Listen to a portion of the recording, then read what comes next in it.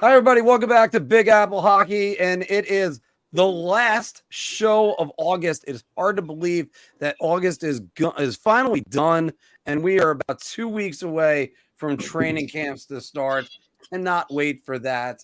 I am the very eager to cover that host, Marc Williams, and I am joined by Mr. John Fulkowski. Rest in peace, Bray Wyatt. Last week it was Terry Funk that passed away on Wednesday, and then Bray Wyatt went the day after on Thursday. And yeah, this is crazy.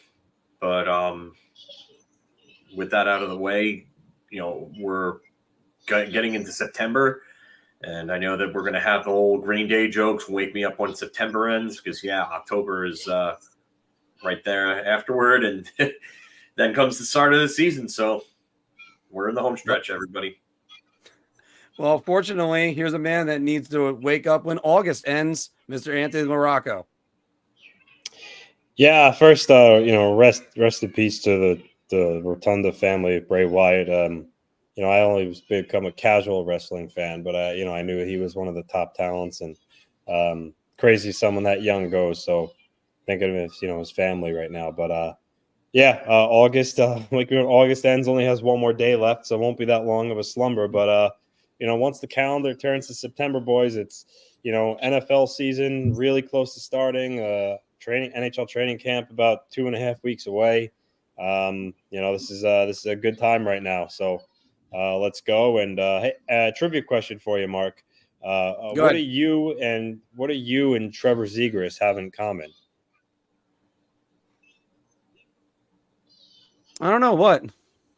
You both don't have NHL contracts right now, as September is close to arriving. Well, that's not fair. Phil doesn't have an NHL contract either. Yeah, well, no, but I mean that is something that players shouldn't really hold out too long. I could see that going into training camp, maybe as long as Derek Stepan's did back in what was it, Phil? 2016. His contract is 2015, 2016 season. Yeah, Stepan held out. Year. Yeah, and then he ended up being dealt 2 seasons later. Yeah. I don't think he's holding out. I mean, his fellow teammate Drysdale doesn't have a contract either. The Ducks, I guess, are just slow rolling it here. Pat Verbeek taking his time. Yeah. Well, hopefully because we're not seeing anything on Twitter or anything else. Hopefully that is not the case. But there isn't exactly much news. We wanted to do more team previews all throughout the week or throughout the entire month of August. But we had some great guests to come on. As you know, the A Block is brought to you by SeatGeek. Use the promo code Big Apple Hockey to get $20 off your first order. And, of course, Big Apple Hockey trucker hats are available. I will get out the Kyle Palmieri hat to you as soon as possible, as well as everyone else that's been that got all prizes last week. So let's start, guys, with the Buffalo Sabres. And I'm going to actually change up the order. Usually I'll go to Phil first. Anthony, let me go to you. The Buffalo Sabres, you look at their numbers last year, 91 points, just barely missing the playoffs. 42 wins, that's a lot. They haven't been anywhere near that in a while. But how did they improve this offseason, and did they improve? So, Marc, just because I have fun chirping you, we should have done it. I took the time to create the subtractions and additions list. This would have been a good time to flash it on the screen for everyone. But, the Buffalo Sabres, all right, let's go. So they added Connor Clifton and Eric Johnson, both defensemen. Connor Clifton, a smaller guy, but has speed. He can move the puck. And then Eric Johnson, veteran, former first overall pick, won a Stanley Cup. Your stay-at-home defenseman towards the twilight of his career. But other than that, they didn't really do much subtraction-wise. They just traded Ilya Lyubushkin recently to Anaheim.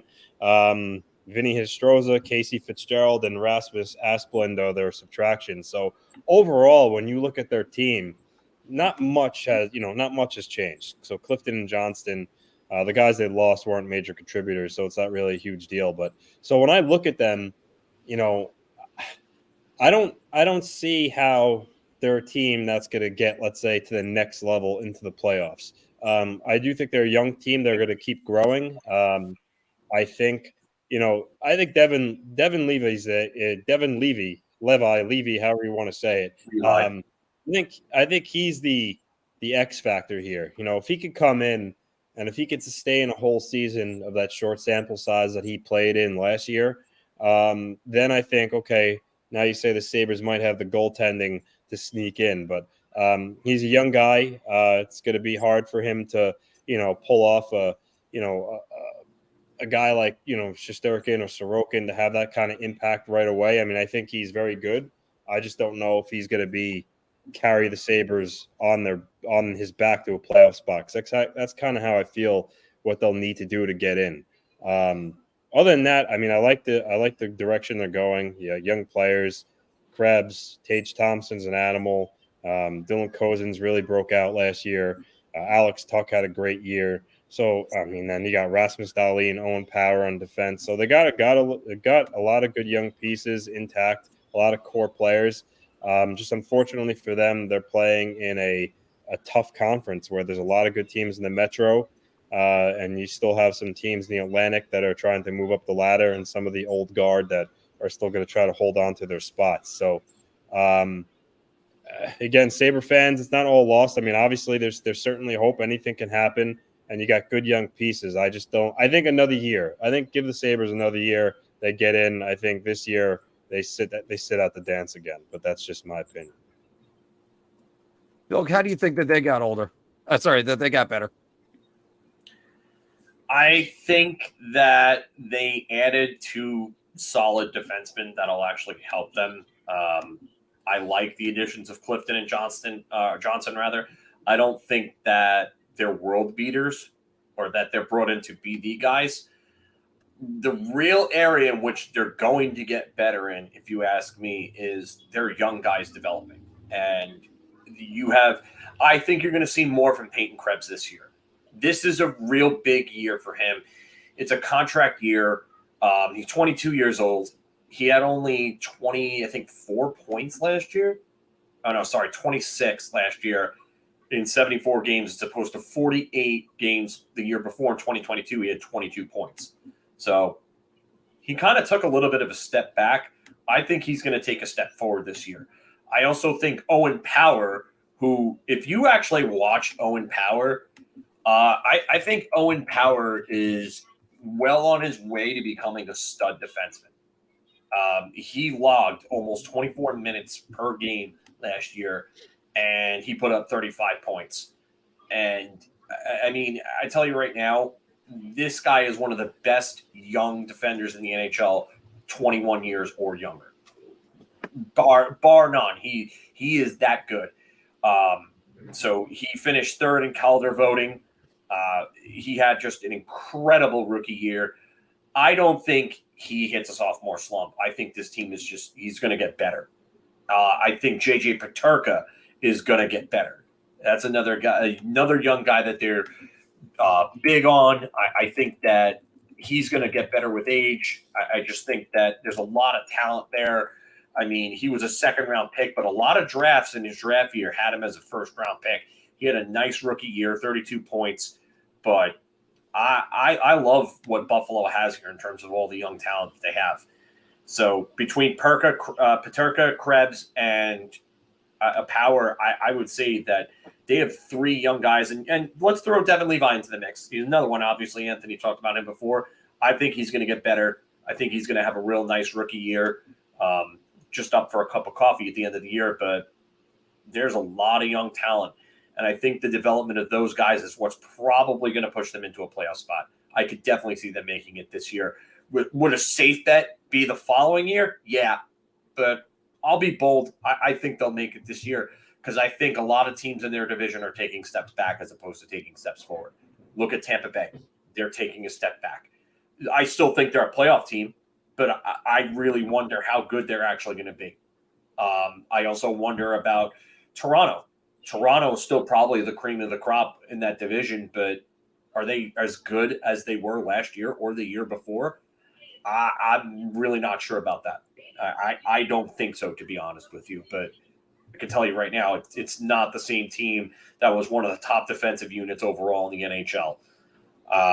And then you have Ottawa. who is on the up and up, but Detroit, what are those guys going to come in and do for Detroit? Are they going to – we all expected them to be a much better team this past year. The results weren't there. So I have my questions about Detroit.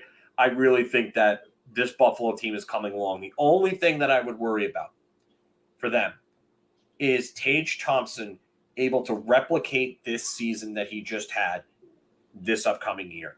Because that's a big thing. Because if Thompson can't do that, then that team is screwed.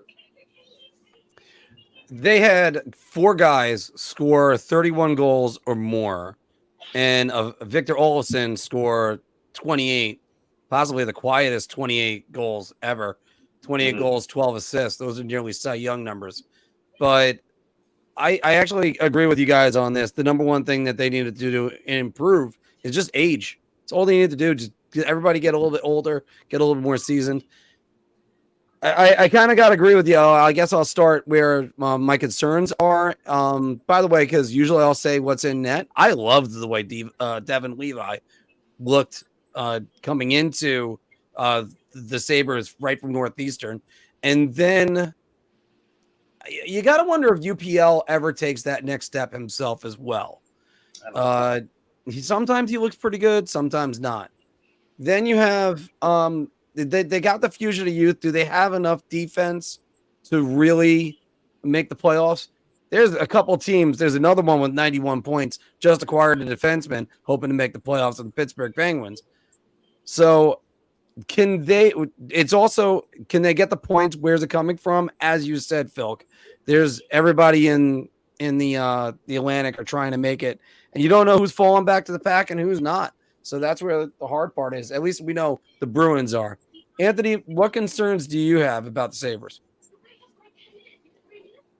There's no doubt they could score between Tuck, Olofsson, Skinner, Thompson, Cousins. They got that down. My area of concern for them is their overall two-way game with their forward roster. So you have Kyle Poso, the captain. He's a veteran at this point in his career. That's the type of player he is now. Why am I tongue-tied today? Zemgus Girgensons, he's a good player too, fits that role, checking role. But other than that, like a lot of their top guys, they're all offensive, really, more, I don't want to say one-dimensional because that's not exactly true about all of them, but they're more so just pure offensive players. And I think they could have used more, nuts and bolts type players to really help them win close games, late in games, and guys with experience playing in tough moments to kind of lean on, when the pressure gets going closer to the end of the season. That's really my concern. Can guys like Krebs or Cousins, learn how to play that style of hockey, not just play that run and gun? Then obviously if that could happen, then I think the pieces could fall into place for them. But overall, that's my concern, my biggest concern for the Sabres. Also, just adding in before I go to you, Phil, and your key player, the Sabres' 7th worst goals against last year, and the other teams, they're all expected to be where they were 90-point teams. So the Sabres tied up their defense. They should be a playoff team. Okay, Phil, let's start with you. Key player next season. I hate being this obvious and this bland, but I got to go Devin Levi. I really do. I think his development is more important to this team than anything because I think he's going to take the brunt of the goaltending minutes. I think he's probably going to start 50, maybe more games. And I think he's going to be the guy. I think he'll succeed, and I think he'll be fine. And that's why I think they have an advantage over some of these other teams in the division, is because I think he's going to be good. But I hate being that guy, but it's just you really can't fight it. Anthony, what do you think?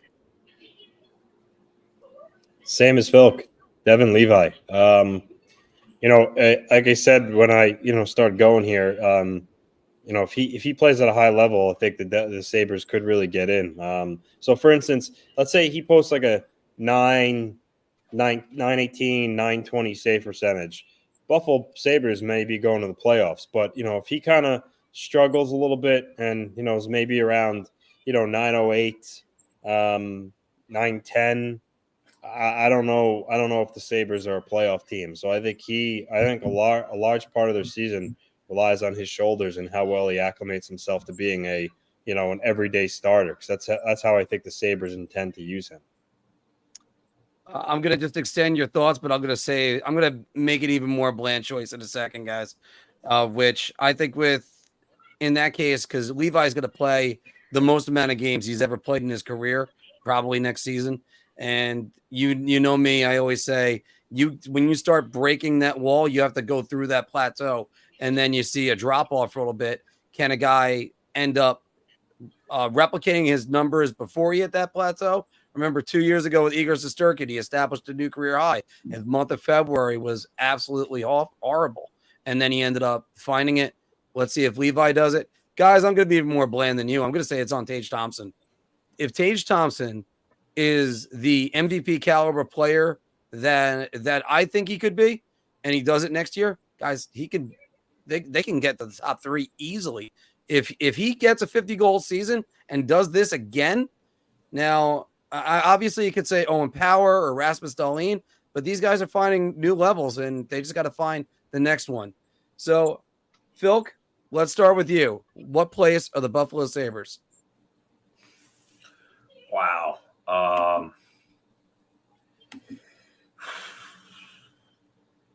Division or conference? We're going to do division. If you can do conference, great. We're going to stick to just division. I'm going to say they're third place in that division behind Toronto and Tampa. I think Ottawa, Boston, and Detroit will all be right there with them. Honestly, I think it's Tampa Bay and Toronto, then Buffalo, and then the other teams will just fight it out amongst themselves for the positioning afterwards. Because honestly, Boston, Detroit, Florida, and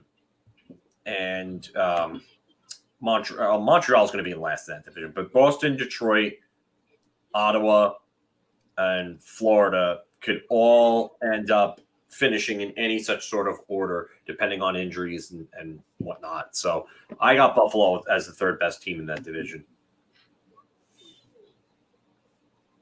I'm not 100% on saying it right now. The way that I kind of look at the Atlantic Division is sort of like Jon Snow at the Battle of the Bastards, trying to whoever can crawl out of the pile of bodies that's going to be left.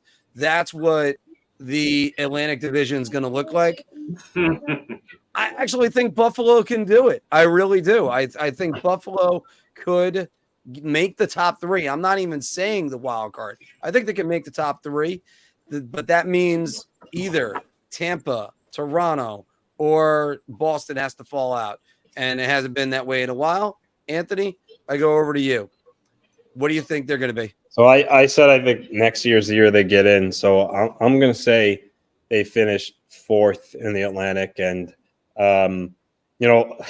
so last year I had said Boston wasn't going to be the same Boston Bruin team, and I had a lot of egg on my face there. And as much as missing Bergeron and Krejci is going to hurt them, they're still a veteran team coming off one of the best seasons in NHL history, and they still have a lot of their key pieces in place with Marchand and McAvoy and Pasternak and Coyle, et cetera, et cetera. So just to give them the benefit of the doubt, I'm going to say the Bruins hang on, finish 3rd, and the Sabres come in at 4th, right behind them. Anthony, you don't have to worry, because I myself had egg on my face because I said the Bruins could be in a lot of trouble next year. They end up putting up the greatest honestly, season. They still very well might, but I'm just going to play it safe, I guess you could say. Yeah, that's we're going to play this one a little bit safer with the Bruins, because after all, we already have one panelist that picked Boston is going to miss the playoffs. So let's go to the next one. Hey, remember, I was the guy that said they were going to surprise everybody last year. Mm-hmm. Yes, you did. They were your surprise team, which for the NHL preview, get ready for that. That's coming up in 4 weeks, guys. And we're going to look to try to make that a studio show. For our next team that we're previewing right now, the Calgary Flames. Last year, 38, 27, and 17, 93 points, They just missed the playoffs as well. And they're going to look over and go, oh, all those overtime losses. If we just won half of them, they're in the playoffs. Well, they didn't. They count just as much. Alexei so, Lafreniere is high. Phil, how did they improve this season? The biggest thing that I'm going to point to is the fact that they got rid of Daryl Sutter. That's going to do a lot for their offensive players. You're not going to see Jonathan Huberdeau remain as a 55-point player. That's ridiculous. You can attribute that to Daryl Sutter. Obviously, he and Sutter were not on the same page. Word went around that a lot of the players were clashing with Sutter. That's why it led to Sutter's demise. I'm not surprised. Daryl Sutter is a very good coach. I'm not trying to trash him. But he has a certain way of doing things. And that way gets lost, and it gets tired, and it gets lost on players after a while. So coaches like that have shelf lives. I've said that before with guys like, Quinn, Keenan, so on, where they yell at people. Tortorella, same thing. They yell at people, and it gets lost. He's a tough guy to play for, demanding. I think that's going to do a lot for Jonathan Huberdeau, for Nazem Kadri. It might even help someone like Andrew Mangiapane, even though I don't see Andrew Mangiapane as a bordering 40 goal scorer going forward. I think he might just be one of those guys that had a really, really good year. And there's nothing wrong with that. I do wonder about their offense, though, otherwise. But I would like to see Long Island's own Matthew Coronado come up and really start doing some damage for the Calgary Flames this year. So, Anthony, what do you think? And by the way, it took me a couple minutes, but I did get your additions and subtractions in there. He has worked hard on them, and the PTO's coming up. I can't wait for that. So if you look at that, how they get better, I mean, realistically, you could say they didn't. But I do think the coaching's good. The coaching change is going to make a big difference. I do think Huberdeau is going to get back to the level that he's used to playing at. For me, Andrew Mangiapane, Phil just mentioned him. I mean, if he could get back to scoring, 30 goals or more, I think that would help. But the biggest thing is Jacob Markstrom. I mean, he's playing on a big contract. What level of hockey is he going to bring you? Because last year he was dreadful. I mean, he wasn't good. The year before, he was good. I think he was in the top 3 or 4 in save percentage 2 years ago. So that's the level they're going to need if they want to get back in the playoffs. Because again, I don't think they got, on paper at least, they didn't get better from last year. You swapped out Toffoli for Sharon Govich, Sharon Govich is a guy that could score 20 to 25 goals. So he's a good player. You lost Lucic, which he's shot at this point. Jordan Osterley is kind of like a depth D. So they didn't really make wholesale changes or any noteworthy changes. And the one thing's interesting is, when this offseason started, we all said to ourselves, like, wow, feel bad for the Flames fans because it's a mass exodus there. It seemed like Backlund was going to be moved. It seemed like Lindholm, Hannafin, Toffoli was the only one that actually got shipped out. So for the Flames, if they can, remain competitive and in a playoff spot, you'll see guys like Backlund and Lindholm who have 1-year deals left in their contracts probably stay. If things go awry, those two guys are going to get traded for sure. Noah Hannafin probably also will get moved at some point. So this is a key season for the Flames going forward and which direction they're going to go. If they do well, maybe some of those guys decide to stay. So, but overall, again, I think if Jacob Markstrom can get back to the level that he played at 2 years ago, and then obviously Huberdeau can get back to at least being a 90-point player, I'm not even saying 100 plus, I think the Flames have a shot of getting back into the playoffs. 100%, guys, because the biggest thing is that they just changed the voice that's in the room. Daryl Sutter's a great coach, and as much as I would tell the players, hey, shut up and listen to the guy, they just signed him to a 4-year extension after last year, so they're actually paying him, I believe it's 3 years to stay home. when you choose to sign Justin Huberdeau, Jonathan Huberdeau, I just did it, guys. Unbelievable. Jonathan Huberdeau, you did it. Oh, God. It had to come back. It had to come back sooner or later. Wow. I wasn't even trying to do it. Wow. All right. But Jonathan Huberdeau, who, yeah, it was hard to watch Markstrom, as it said it was right hard there. To watch Markstrom. It was even harder to watch Mark say Justin Huberdeau in a series. Yeah, and then I realized I said it first. I know I saw you smirking, Phil, but Jonathan Huberdeau, it's like this guy was over a point per game. It's going all the way back to 2019, I think it was, and he had 91 points in that year. Yeah, and look, not saying much though. That's not saying much at all. That tells you how bad that they were. But and you can't give out the first goal 11 times on the first shot. So Huberdeau, if he gets back to let's say 85 points and finds it a little bit, which he should. Elias Lindholm gets enough of a bump. He's going to be my key player. I'm going to say that right now. I'm going to also repeat it for the next segment. But yeah, oh, Raiden, oh my goodness, you missed it. You missed it 2 years ago when I was saying Justin Huberdeau for MVP and realized I said it, and then it's just wait till election season comes around. You'll get to see the Marc attack ad for us. And this team, they just need a new voice in the room. So, Phil, what's the concern that you have when it comes to them?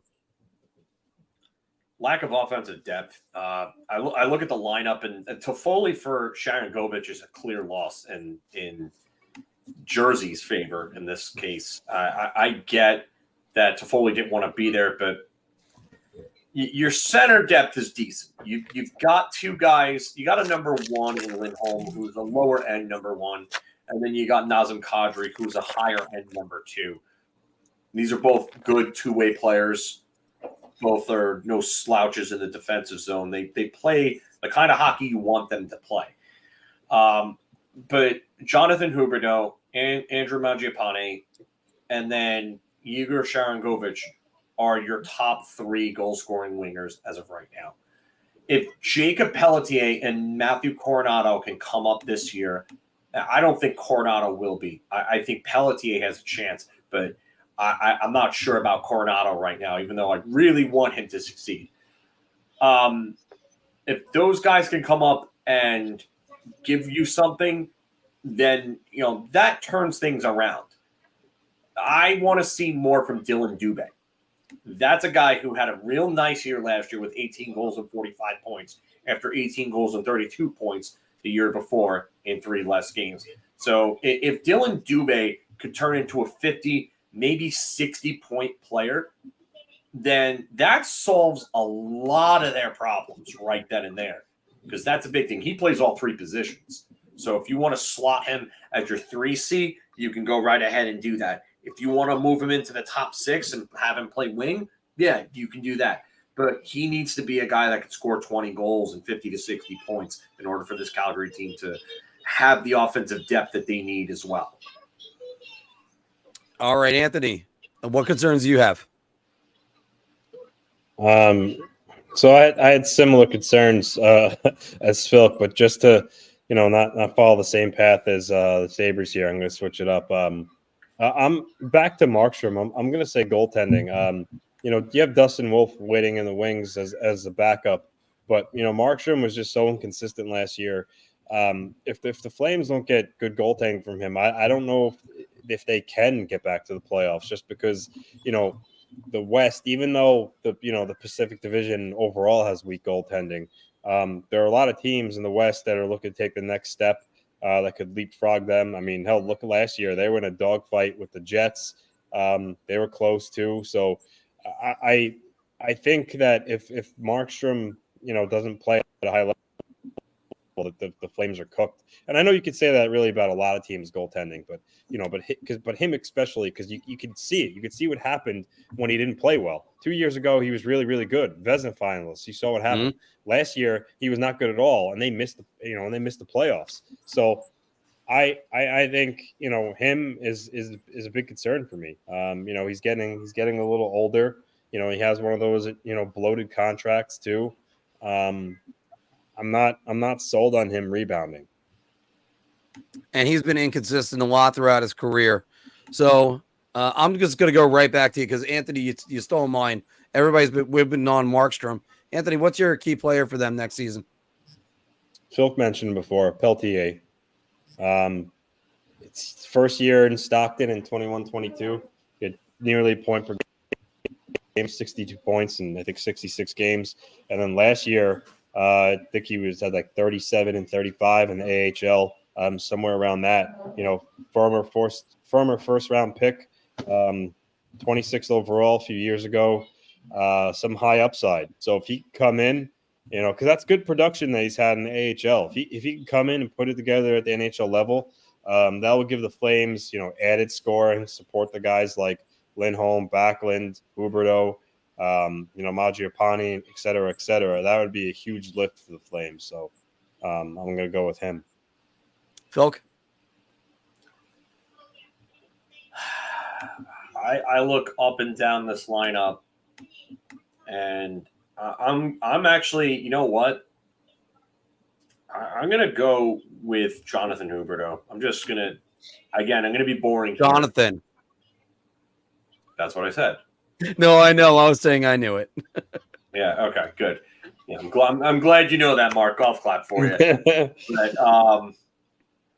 yeah. I. You know what? When someone has a 60-point drop off, which is the single highest single season drop off from one season to the next in NHL history, it tells me that something's not right behind the scenes, and obviously wasn't. Led to a coaching change. I think Huberdeau is going to be the guy that's going to drive this offense. He has to be. He has no choice at this point. It's got to be him. Kadri's a very good player. I think that his last season in Colorado is not really representative of what he actually is. I don't know if you're going to see an 87-point Nazem Kadri again. Like I said, I have my concerns about Mangiapane, but I think Mangiapane is a guy that's really more of a complementary type player, and his production kind of depends on what the guys around him do. So I think if Huberdeau is really driving the ship, that's going to boost everybody else up. He'll probably play with Lindholm. Lindholm's numbers will be good because of that. If Mangiapane's the other guy on that line and the other winger on that line, then his production goes up. Let's just say Mangiapane's playing with Kadri. I mean, that can change things around. But I do think that Huberdeau, he has to be the guy to drive this offense going forward. And I think now with the reins loosened up a little bit, I think he'll have the freedom to go do those things again. So I do like that. Another guy that I thought of giving an honorary mention to, for me, I would have been Rasmus Andersson. I was thinking about Markstrom, but Rasmus Andersson, I think if he takes the next step and becomes that top-level point-producing defenseman that I think he will be, I think that's going to improve Calgary's power play. It's going to improve their 5-on-5 offense, and I think that goes a far way for helping out someone like Huberdeau. So, but I'm going to stick with Huberdeau as my answer. I'm actually going to go to the guy that you mentioned in that little paragraph that you were just saying, and I'm going to go with Elias Lindholm. He's in a contract year. He is basically almost a similar player to the guy that Huberdeau ran with in Florida, a good defensive center, but he doesn't have the size of Barkov. Don't get me wrong when I say that, but I'm just saying he put up good offensive numbers. He was 80. He had 40-goal season the year before, 80 points, but he's got to put up similar numbers too. Mackenzie Weegar needs to be better. Jeremy is 100% right on that one. Great. And look, they got pieces in there. Is the coach ready to ascend and get these guys to a high level? This is his first NHL coaching gig. It's going to be difficult to just automatically say, all right, the Flames are a playoff team, and those shootouts that they didn't, or overtime games that they didn't win, just add them on and they're in. I mean, there is one team in the West I say that's out already, but the West has got some quality good teams. So, Phil, we're going to go right back to you. What is your place prediction for the Calgary Flames? These are always fun because I think Edmonton and Seattle are really the cream of the crop in that division. And I have LA right behind them. Actually, oh no, I forgot to tell you about Vegas. They only won the cup. I mean, I mean, Edmonton, LA, Edmonton, Seattle, and Vegas are really like they're the creams of the crop in that division. Those three, I think LA's right behind them. You know what? I'm probably gonna put Calgary at 5 at this point. I think it's behind those 4 teams that I mentioned, and then Vancouver is right behind them. So I have Calgary 5th. They're probably going to miss the playoffs. Oh, boy. I wish I had more time to stall on this one. There are those teams that we're going to be doing previews for and shorts for this, Phil, and it's just I'm racking my brain on this. You mean to tell me that a head coach in a brand new spot, this is his first NHL job. I'm correct. Yeah, Ryan Huska, yeah. Okay. It's his first NHL job. I've said this before. Players have to develop, coaches have to develop. So he's not just going to come in, push the right buttons, and everything's going to work. I mean, and yes, Raiden, you're 100% right on that one, man. 100% right on that. They're definitely a wait-and-see team. Vancouver is a wait-and-see team. So it's hard to say. Rob, I got to agree with the 3 teams that are in. The Flames? No, I'm gonna keep them out. Yeah. I think LA's got enough talent to get themselves in the top 3 or Seattle. I mean, there's a lot of good teams I think in the Seattle Pacific and some bad teams too than they were last year. And I do think Hackstall is one of the best coaches in the NHL right now. Right. Hackstall seems to have learned everything. Dave Hackstall, great example of it. A guy that he was okay in his first stop with the Flyers and basically ran out of town at the end. Now you look at him. I would have made him coach of the year last year, but that's just me. Anthony, where do you? I'm gonna have to say an answer. I forgot to do it. I'm gonna put him at 6th. They got the talent to be 5th or even 4th. I'm going to put him at 6th. Anthony, where do you got the Flames? Oh, sorry. I muted you before. I got you. I got them. Sure. I got them in 5th. 5th in the Pacific. I have them behind, obviously, Vegas, Edmonton, LA, and Seattle, too, frankly. I still have Seattle higher than them. So you said 6, though. What other team do you have ahead of Calgary, Mark? Vancouver might have already had a head start. Thatcher Demko, Vancouver, if he's healthy. I mean, Elias Pettersson puts up 100 points again. We haven't gone to Vancouver yet. I mean, and again, I'm doing this off the cuff. When we actually have to sit down and do our season preview, there's a lot of good competition in the NHL this year. This might be the best NHL seemingly ever.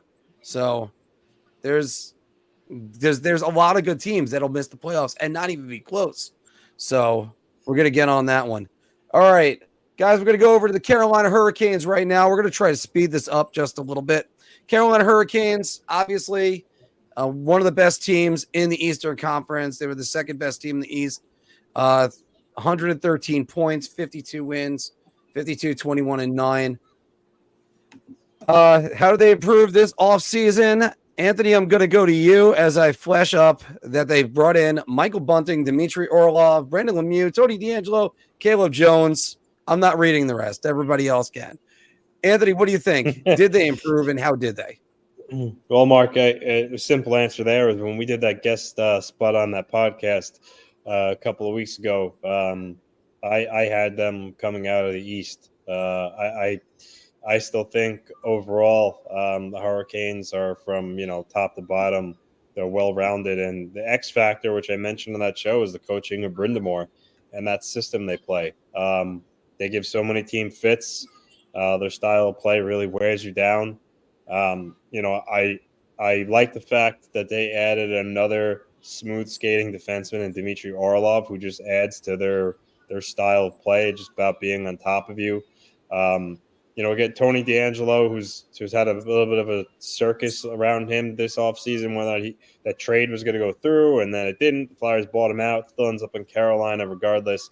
But he fit in well there. If he could replicate how he played in Carolina his first time around, that's another added bonus. He could skate as well. They have so many elements to their game that gives other teams a lot of problems.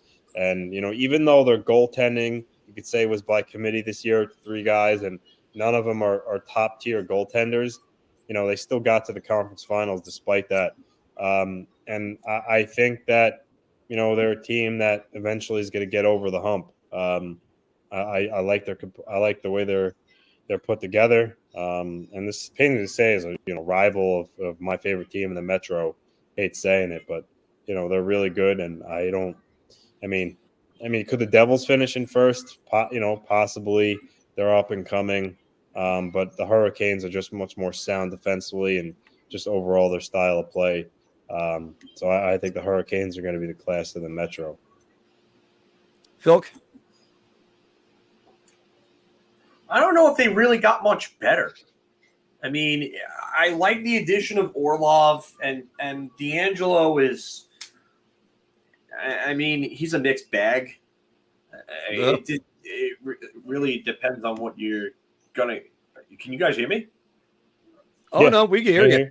Oh, yeah. I thought you said hello. I was about to say, oh, okay. No, I said buh, because I'll get to him in a minute. Oh, no. All right. My bad then. He's real up and down. His defensive play in his own zone is just trash. But, they have really 8 NHL defensemen on their roster right now. So I'd imagine that Caleb Jones is either going to get moved or sent down or something, or there's going to be a trade. We keep hearing about Brett Pesce's name and rumors. You could see that happen. Orlov was brought in. I like Dmitry Orlov. I don't know if he's worth he's nearly worth $8 million. But like Anthony said, he does fit their system very well. That's the exact type of defenseman they want to bring in. He plays a good two-way game. He's adept at moving the puck out of the zone. To me, he's a better version of Brady Shea. That's what he is. He's not going to give you a lot of points, but he can help bring some offense to the table. I like Michael Bunting. He still doesn't address the center problems that they have, though. Yes, Barry Kotkaniemi is your number 2 center. Jordan Stahl is your number 2 center. They have one legitimate number 1 center in Sebastian Aho. And I know that Marc is foaming at the mouth right now because I brought his name up. And then after that, it's 2 middle 6 centers. And it's like, which one is going to be the number 2 center point? Marty Natchez is not really a center, though. He's played wing more so lately. And their wing depth is great. Teravainen, Bunting, Svechnikov once he comes back. You got Seth Jarvis, who I think needs to step up. Yeah. That's really a big thing for them. I'm going to talk more about him when my time comes around again. But you know what? I don't know if they're necessarily improved. I think they're right where they were, just with different names. Does Kochetkov finally take the reins from one of these 2 goaltenders in Ranta or Anderson? Because neither one of those 2 has really solidified themselves as legitimate number 1s. Is this Kochetkov's year where he takes over and finally becomes the number 1 guy that they need him to be? Their goaltending, to me, is still a big question mark. Tony DeAngelo is going to upset the apple cart. Let me start with that one. You mean to tell me Tony DeAngelo is not going to be a problem when he's the 3rd pairing defenseman on Carolina? He's just going to shut up for Rod Brindamore. Granted, Rod Brindamore is built like a Mack truck, but still, no, I'm sorry. The first time it worked because he was on the top pairing with Jacob Slavin. Now you're going to put him on the bottom pairing or somewhere else. Even if he's on the 2nd pairing, it's going to be a disaster. The Canes are tremendous. I love that you can look at these pieces and they'll figure it out. They're going to probably win the division. I think maybe the Devils get the extra point. I don't know. We're going to get more on a team in the Metro division that might be a lock for third place in a little bit. But it's just, I look at these pieces and go, that's all well and good. But when it comes time for a goal to be scored, is Svechnikov going to take that superstar jump? That's going to be a big factor in their season. He does that. And if there's time for a save, do you have the right goaltender in net?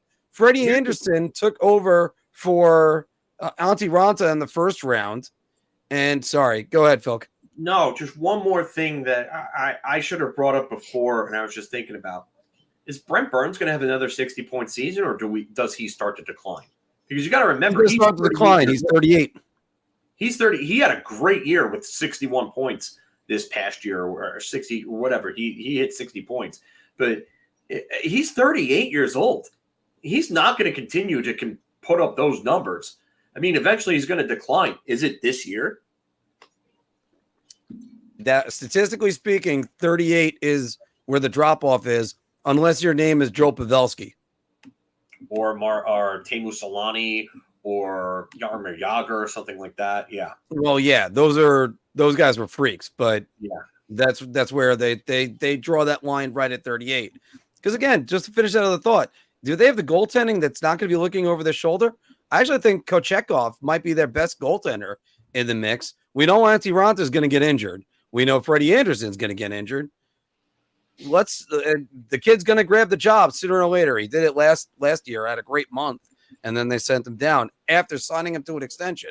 So I can't exactly figure that one out. Guys, we've gone through the concerns. We're just gonna go right to Anthony. Start with you. Who's the key player? Well, first, I just want to disagree with this. No actual game. I think Sebastian Aho is a game breaker, for sure. Sebastian Aho is really, really good. So to say they have no actual game breakers, I think is a little unfair. And as far as the elite goaltending, yes. But look at the last two goaltenders that won a Stanley Cup: Darcy Kemper, Aiden Hill. Want to go back further? Jordan Binnington. By the way, I just want to say to win the cup anymore. I just want to say, I think Darcy Kemper is actually a pretty good goaltender when he was on Arizona. He didn't play well with Colorado, and he's since then. So I just want to say Darcy, but he's not. I guess I'm echoing your point. But Rob's right though. When Carolina really needs a big game to be broken open, has Aho really come through and done that for them? He did that game one versus the Rangers. He had that goal that tied the game. What about the rest of the series? That's a good point. He scored some big goals against the Islanders too in their series too. He had a great series against the Islanders. Were also a very flawed team that limped into the playoffs. What did Aho do after that round? Yeah, I still think he did pretty well. I just view Sebastian Aho as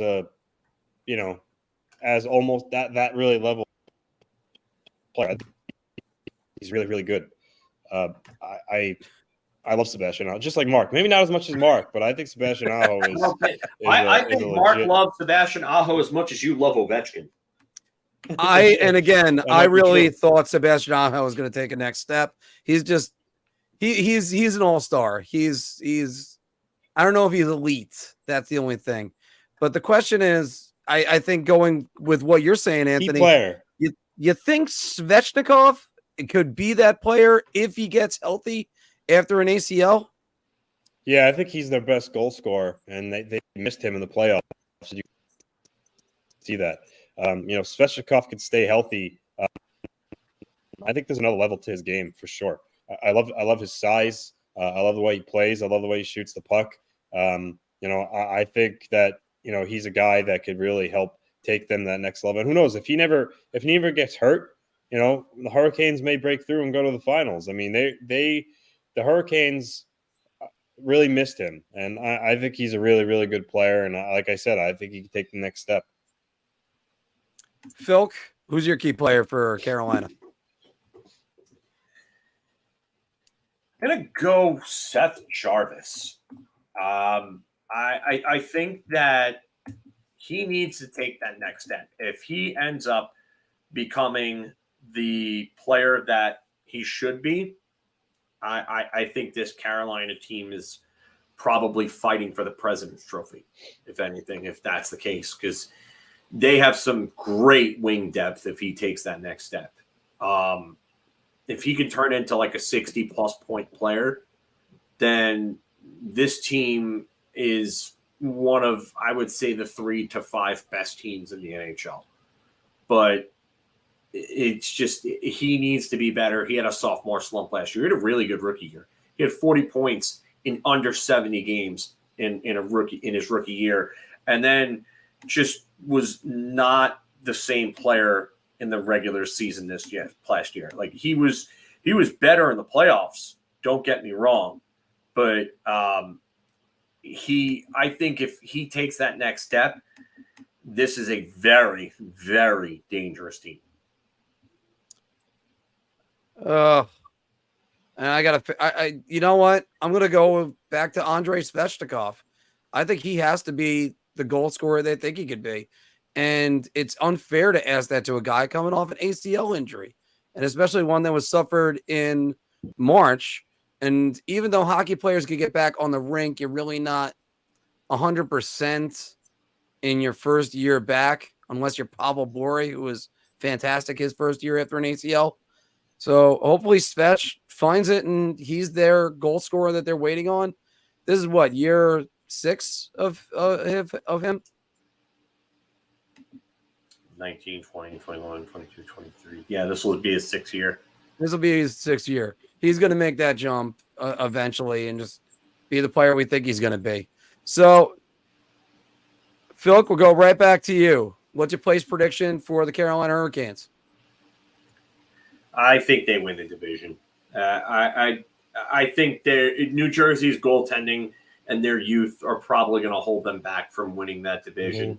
I also think that they lack some of the guys that they need to be that better, more experienced, and well-rounded team. Carolina has those guys.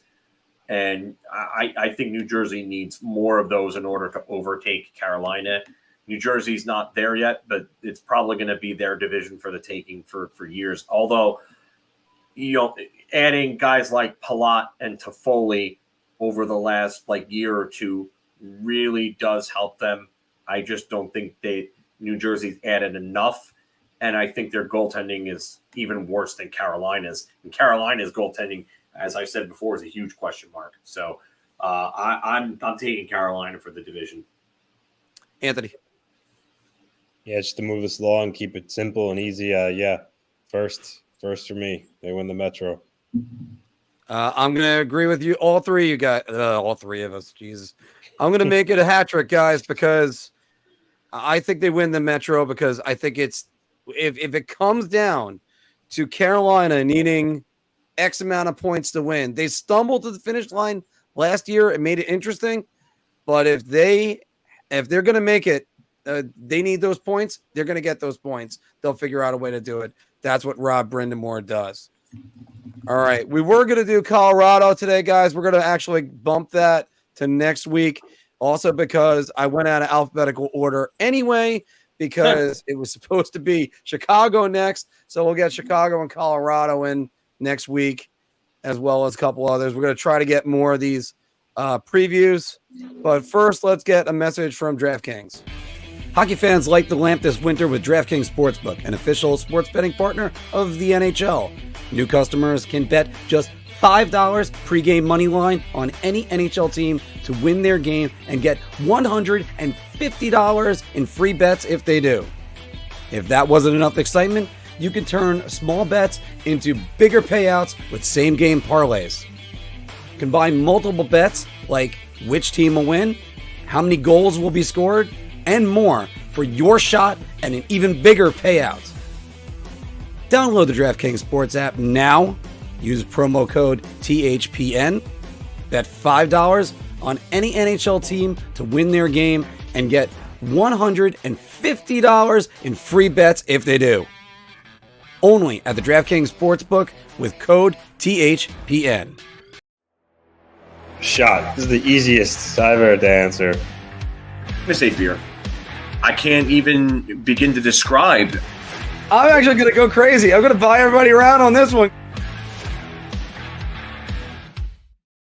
Welcome back, everybody, to Big Apple Hockey's Bar Talk, where we're gauging our confidence on NHL topics based on our choice of drink. Are you so confident that you're buying everybody around? So, I'll just have a beer. Or, oh, dear God, I just need a shot. There's your choices right over there. And, of course, I ask this every week, why go to the liquor store when you can just go on Drizly, either the website or the app, and then have everybody bring everything to you? Click our link in the description below. And, of course, Big Apple Hockey Trucker hats are available. Philk, one team we didn't mention going to win the division in the last segment for the Carolina Hurricanes. See, that's awesome. See that? Now that is the type of hat model that we need. Phil, one of those guys that one of those teams that we didn't talk about possibly winning the division was the third place team last year, the New York Rangers. They finished third in the Metro with 107 points. They were clear of the Islanders by about 14 points and just shy of the Devils by 5. The New York Rangers are a lock for third in the Metro.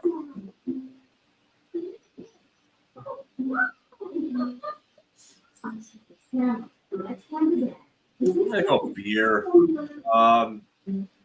I think they will. I don't think it's a sure thing. I do think that they'll finish ahead of Pittsburgh and the Islanders. I don't think the Islanders did enough to improve. I think getting their guys back on good contracts was, I guess, good for them going forward. But where's the improvement? Is the improvement Lane Lambert being, a better coach in year 2 than in year 1, figuring things out, players not having to adjust to his system anymore? I don't know if I can say that they're a first place or a second place team. Anything can happen. Finishing 2? Yeah, I could see them finishing 2. If everything goes right, they could absolutely win the division. They could. Their goaltending's the best in the division. Their offensive depth is really good. If Blake Wheeler is a 60-point player again, then what are you laughing at over there, Al Rock? We're gonna get to the goaltending in a few minutes. Yeah. But so I'm basically covering everything ahead of time. Awesome. That's great. But yeah, I could see them finishing second. I mean, if everything goes right, they win the division. That's definitely possible. But I think a safe bet is third. I'm not going to lock them into 3. Anthony, what do you think? Yeah, it's a beer. I mean, let's face it, the Penguins really, with their goaltending and still even with Carlson, their defense, I would say there's like less than a 2% chance of them being better than the Rangers. So realistically, the Islanders would be the only team that could move them from third to fourth, but I don't think that's happening either. So that's why I'm going to go beer. But again, listen, strange things have happened in the NHL. The Rangers could finish, 1, 2, 3, 4, no lower than that. But I would say, if I'm a betting man, which I am, I would think they're probably good. They're probably good for third. So yeah. I have to go beer too. There's no chance I can go to all the way up to buying around. And the reason why is they have the scoring, they have the defense, they have everything that makes me go, they're gonna finish at least in third place. Call me if Igor Shesterkin is injured for a long period of time. Then that gets me concerned, because then you're riding Jonathan Quick in there. That can change up everything. Now, I think that's every team, though. That's every team, but Laviolette is a good coach. He'll be able to coach the defense out of them, and I think they're gonna be better defensively than they were under Gerard Gallant. Oh, absolutely. Sorry, what, Phil? No, I said, oh, absolutely. Oh, absolutely, yeah. And so we're going to see about that. And I think I want to say it, but what if everything clicks for Pittsburgh? What if Ilya Sorokin throws the Islanders on his shoulders? Because after all, that'll lead me right into the next one. Since 2011, 2011, 2021, since Ilya Sorokin entered the league, which was still after 2011, by the way. Ilya Sorokin, first in save percentage, goals against. That's save percentage above expected, Anthony. Goals saved above expected, and shutouts. First in all those categories, and this is all presented to us by Nathan Gravity, who tweeted this out this week. Ilya Sorokin is the best goalie in the NHL. There you go, Anthony. The only right answer for this is beer, because I think there's 3 goalies in the league that, you know, themselves and their fan bases can make claims for as the best goaltender in the league, and that's Vasilevsky, Sorokin, and Shesterkin.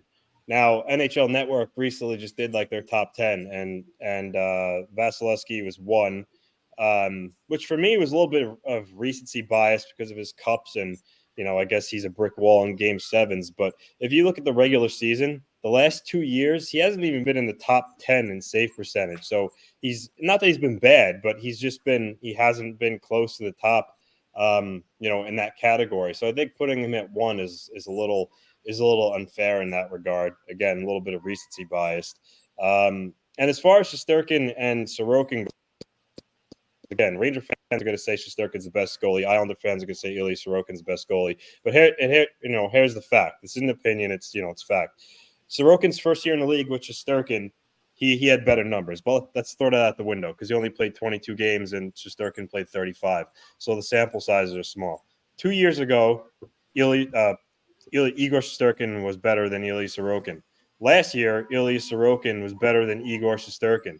So for me, I think this coming season is going to be the true measuring stick to see if one is truly better than the other. To my eyes, they both have a W over each other. Each one has had a better season than the other. So with that said, you know, I know, you know, Igor has the Vezina, yes.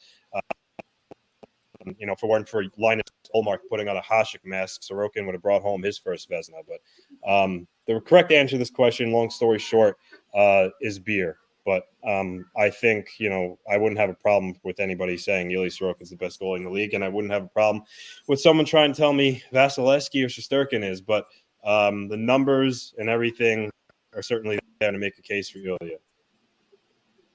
Phil. Yeah, I gotta go beer. I would have said that probably before last year, I would have said that the 3 best goalies in the league in any order you wanted to put them in are 3 Russians: Vasilevsky, Sorokin, and Shesterkin. After this year, I'm putting Vasilevsky at 3. Yes, like Anthony said, like he like his last 2 years have not been that impressive. I get it. It's like the Billy Smith complex. The guy plays down in the regular season now these last 2 years, and then just goes into brick wall mode in the playoffs. The only problem is this year in the playoffs, he wasn't that great. So for me, I'm dropping him to 3. And then if you want to play 1A, 1B, I have no problem with either one, because Sorokin had the better year. Like, look, facts are facts. Sorokin had the better year. Sorry. I will say that can be also attributed to the fact that there were a lot of problems with Gerard Gallant, and the coaching and the lack of a system and defense really hurt Shesterkin. But truth be told, Shesterkin was very inconsistent himself. So that's also a part of it. But yeah, I'm going beer here. It's a 1A, 1B between the 2 New York goalies right now. I gotta agree with you guys. I would give the leading edge to Shesterkin, but he can easily just have the same amount of Vezinas as Sorokin after next year, unless, of course, like someone else comes out of nowhere to win one. I don't know. I'm trying to think of anybody else. UC Jake Ottinger, Saros. UC Saros. UC Saros. Oh, I was riding the Thatcher Demko train last year, and a healthy Thatcher Demko. I don't think UC Saros is winning one anytime soon, though, unless he gets the Hasek mash and just all of a sudden carries cash. He might have to, especially with that team. Yeah. Where that's another team that's like Raiden said before, wait and see. We're gonna have to wait and see on Nashville too. Let's see if this new experiment and this new style is gonna work for them. So, but I gotta go with that. And the team that knocked out the best goalie in the league, according to NHL Network, the Toronto Maple Leafs. They signed Coach Sheldon Keefe to a 4-year extension today. It is wise for the Leafs to lock up Sheldon Keefe. Guys, I'm going to start this. Shot. Absolutely a shot. 4 years for what? 1 playoff series win? And Gerard Gallant won 2, and the Ranger fans couldn't wait to run him out of town. That's a big commitment to make. I don't know about that one. Phil, what do you think? I'm going to say beer. I mean, yeah, they won their first playoff series in 19 years, which obviously is a big thing for the Maple Leafs, considering that they also haven't won a cup since 1967. Not really here to take shots, but you got to point these things out because Toronto is expecting a lot. They're expecting a lot of their team. They're expecting a lot of their players, and they're expecting a lot of the coach. And I'm not going to sit here and say that Keefe is the cause of their problems because I don't think he is. I think the roster construction has been really poor, and I blame a lot of that to Kyle Dubas and his over-reliance on analytics. So for me, I don't think it's necessarily a great move, but I also don't think it's a bad move either because I do think Keefe is a decent coach. I just don't know if he's going to be the guy that can really get them over the hump. So I'm going to stick with the beer here. By the way, we're not trying to take shots, but we do feel like kind of slapping some people upside the head, like Sheridan, Nicolas Cage, and Moonstruck, to be like, snap out of it. Anthony, what do you think? Was this a good move or a bad move? I wouldn't. I'd say that really the jury's still out, right? I mean, he's the guy that obviously wasn't Tree Living's guy, but he decided to keep him anyway. I think that it's fair to see him get a look again, playing under a different, coaching under a different GM. Gave him pretty much all the same pieces that he had last year with the additions of some even more guys like Tyler Bertuzzi to the lineup. And also too, if they got rid of him or didn't sign him and let him expire and they got someone else, I mean, who's really out there Bruce Boudreau. I mean, it's not like there's like the best coach of all time sitting out there. Not to Joel Quenneville, but I don't know if I'll ever coach again. But the point is, I don't think there's many guys out there that are significantly better than Sheldon Keefe that they can give a look. I mean, he knows the players, he knows the systems. Why not keep him and see what happens next year? So, I'm going to go beer on this. Not a round, but I mean, I think beer is fair. Oh yeah, I threw it up there when during your answer. By the way, Anthony, you started out the show by saying that me and Trevor Zegras have something in common.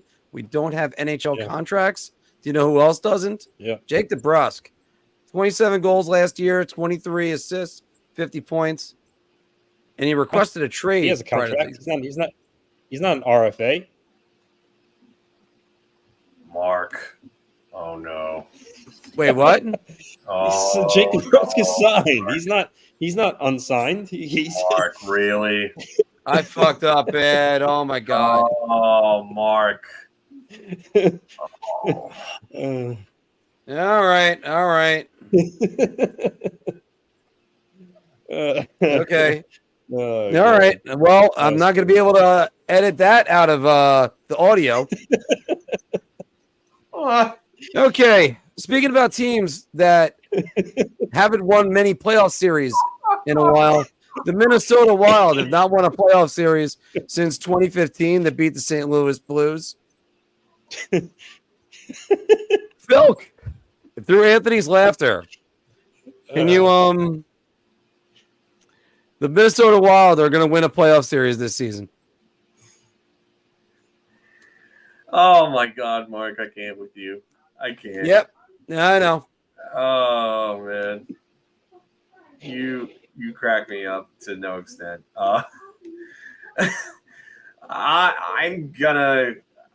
You know what? I'm just gonna go shot. I don't see how this team has gotten any better. I like Brock Faber a lot. He was really good in college. Really good for the U.S. junior team when he played. I'm looking at this roster and I just don't see what brings them over the top for me. I mean, they lack center depth. Is Marco Rossi gonna end up being a good NHL player, or did COVID really screw him up permanently? Because that would be a real sad story if that was the case. But I mean, Ryan Hartman is your number one center. Freddie Gaudreau is a really good player. And any team would love to have a player like Freddie Gaudreau. Not trying to say anything bad about him, but if he's going to be a guy that you're going to rely on for big offense, that's a problem. Does Joel Eriksson Ek have another 60-point season and challenge for a Selke again? Because I mean, he was really good this year. 23 goals, 61 points. But I have a lot of questions about that offense. The defense has gotten worse, even though I know some people are going to say Matt Dumba is kind of like addition by subtraction. Yes, but he's also still a body. So who's replacing him? If Faber steps up and could do what Dumba did and be like a 40-point defenseman and give you solid two-way play, then you know what? Yeah, then maybe this team is going to be better than we all think. But I still don't see them winning a playoff series. I'm going to say shot. Anthony? So in, Pat Maroon. Out, Ryan Reeves, John Klimberg, Gustav Nyquist, Sam Steele, Oscar Sundqvist, Matt Dumba. They didn't do enough. I really love Matthew Boldy. I love how he played last year, how he broke out. Get better. He's a real good player. Going to get even better. But yeah, I don't see them winning a playoffs. I mean, listen, they have Kirill Kaprizov, who is one of the most, to me, he's one of the most electric, fun to watch player in the league. But I don't know. I don't know if they have enough. I'm going to say shot. I can't help but look at their competition, even though at one point they ended up being in first place for a good amount of time, and they were a damn good team in the winter. It's just I don't see them beating Colorado or Dallas. I don't see any way they could do that. So I got to go shot as well and put that one up there. All right. And going back to the last one, because I fixed the mistake, Jake DeBrusk is in the final year of his contract, and he hopes that he'll be a Bruin next season. He was saying this on NHL.com. Jake DeBrusk will be a Bruin to start next season. Mr. LaRocco. Round. I don't see him being traded at this point. Yes, I know they need a desperate, need at center ice, but as we discussed before many times, I don't see the Bruins trading for a needle mover at the center ice position that would require DeBrusk to go the other way at this point in time. So I would be really surprised. I think they hold on to him. They're going to need all the scoring they can get. Their center is going to have to be center by committee, so they're going to need what? It was supposed to be 24-25 season. Oh, well, that would have been good to know. Well, that changes my answer then. But now I'm thinking I wrote it too quick. It's this season, yeah. Oh my God, we're going way far ahead here, Mark. Yeah. Well, I had the question right, then I had the description wrong, and the lead-in screwed that one up. Oh my God. I can't wait. I can't wait till we eventually get assistants one day. Yeah, I'm gonna say I'm gonna say beer. Just like Devon Laves, right? No, that was no. It was Lowe's. It was Lowe's, like yeah. movie Lowe's, theater. yeah, Lowe's. Yeah. That's Lowe's. all correct. I was too busy worried about Moritz Cider being right. I have no, like I said, your propensity to be able to just mess up names and misspell things is it's almost to the point where you would think like you do it purposely, like you're trolling people, because it's so frequently. It's like how do you not like catch it, like, or proofread like after you do it, like, oh, that's wrong. Well, because I thought I had it on there. This graphic has been up way too many times today, everybody. Anyway, oh yeah, that changes. I'm gonna go beer. I mean, the Bruins cap situation isn't the best, but without actually looking right now, I mean, I don't know who they have coming off the books, maybe to help extend the Brust. And being that they're going to have needs at center ice, they may have to spend their money elsewhere. So yeah, it's possible that he leaves, but I guess it depends on how the Bruins fare this season.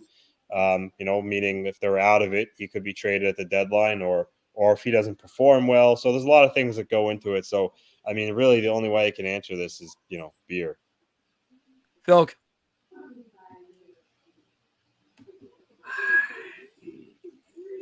I'm going to go beer because I actually looked at their cap situation, and they're going to have only 3 defensemen on the books next year, provided that they stick with the guys that they have. And they don't have a lot of high-priced forwards coming off the books outside of the brother. I mean, it's Milan Lucic was signed to a 1-year deal. Van Riemsdyk 1-year deal, and they both got $1 million for those two for those contracts. So it's 1 year, $1 million for each. Jesper Boquist will be a restricted free agent, but I don't think they're going to be breaking the bank on him. AJ Greer will be an unrestricted free agent, but again, he's another one that they're probably not going to break the bank on. So their core guys are all really in place, like Pasternak, Marchand, Coyle, Zaka. Trent Frederick will have 1 year left on his deal at 2.3. Morgan Geekie, 1 year left at 2. But I would say they probably have him back, but it's not a guarantee. And they want to trade him at some point for center depth because they're going to need it, and DeBrusk will actually be a pretty good piece. Well, let's just say this. If Boston falls off the way that we think they might, Linus Ullmark is not putting up another 933 save percentage season. That's not happening again. Look at the amount of goaltenders that have done it, and then look at the amount of goaltenders that have repeated it. There's one guy that's repeated it. It's fairly obvious who that guy is. So Ullmark is likely not repeating that. He's going to drop off. So that Boston team is more than likely going to drop off even harder with that, and then losing 2 top 6 centers and not replacing them. So for me, I think there's a chance that they might be selling assets by deadline. So I'm going to say beer, but I'm leaning towards shot. I'm thinking that it's going to be probably. I'm going to go shot. I might as well go out and go out on a limb. I've already screwed up enough tonight, so why not?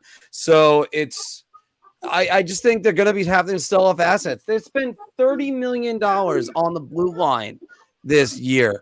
That's just not going to happen. And I just don't. I don't know if they're going to have what it takes to really contend at a high level. They might have to sell off their assets, especially since they got a whole lot of nothing. They got no draft picks basically at all next year. So good luck, guys.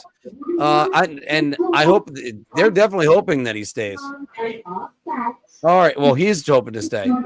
By the way, the Seattle Kraken guys last year, they in their first series beat the Colorado Avalanche. It was the first time an expansion team in their first ever series defeated a Stanley Cup champ.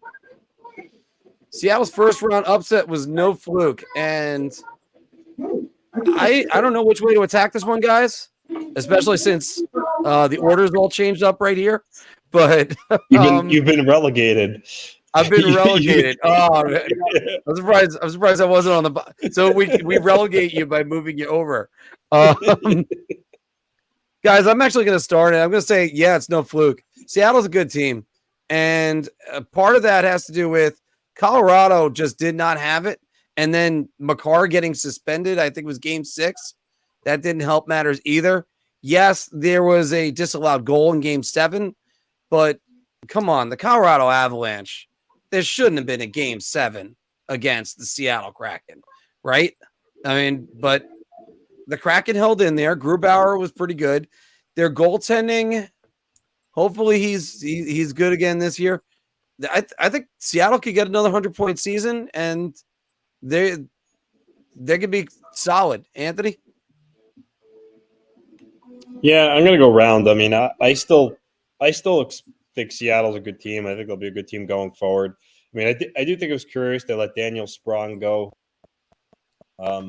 Really, the only thing they did was added Brian Dumoulin and a guy, Kaylor Yamamoto. So I don't know if you could say they got better, but I think they could still hold water from what they did last season. I like Matty Beniers a lot, obviously. Jared McCann had a really good year, 40 goals. Jordan Eberle had a bounce-back year. They play fest. Grubauer, again, while he's not, outstanding, he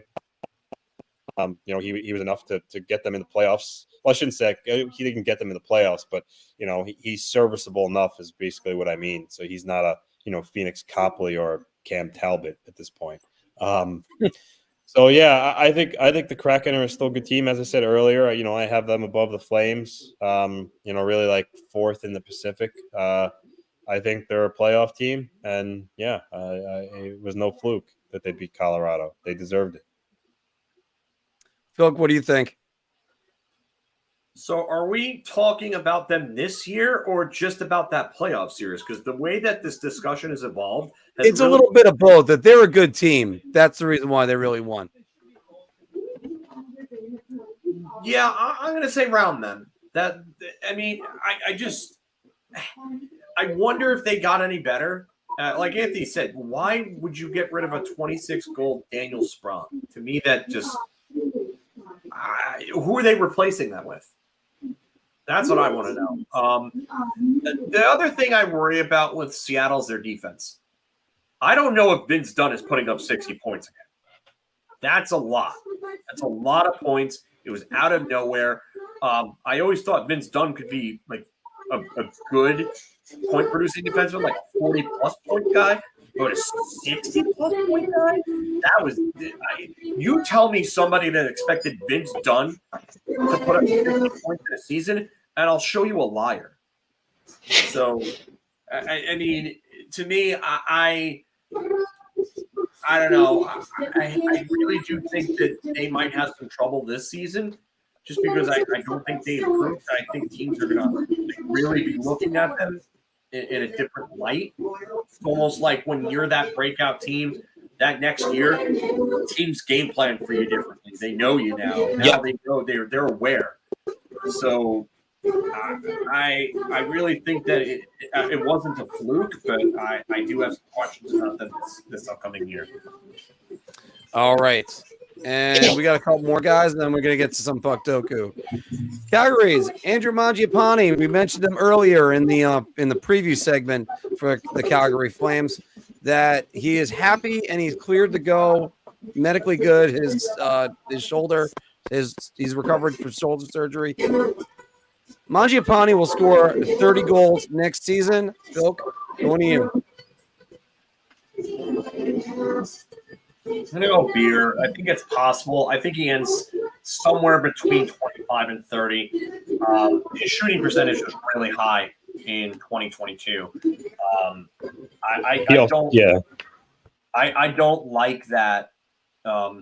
His shooting percentage in 2023 was a 9.3, and that's closer to his career of 14.9.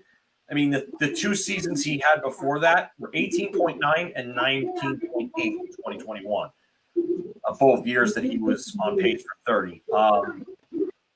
I I think he gets back to like a 12% shooting percentage, somewhere in that range. So I'm going to say between 25 and 30, I'm going to go Beer. Anthony. I'm going to Beer too. This is a guy that he does, like Phil mentioned earlier, he needs to play with some higher end players. But he does have a really good release and wrist shot. I think that's why he scored 35 goals 2 years ago.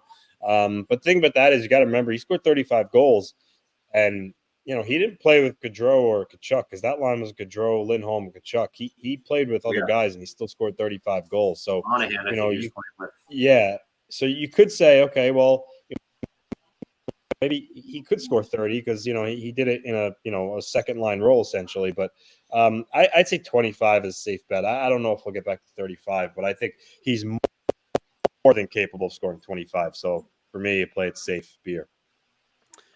Yeah, guys, we're doing way too much agreeing on this. I'm gonna have to go Beer as well.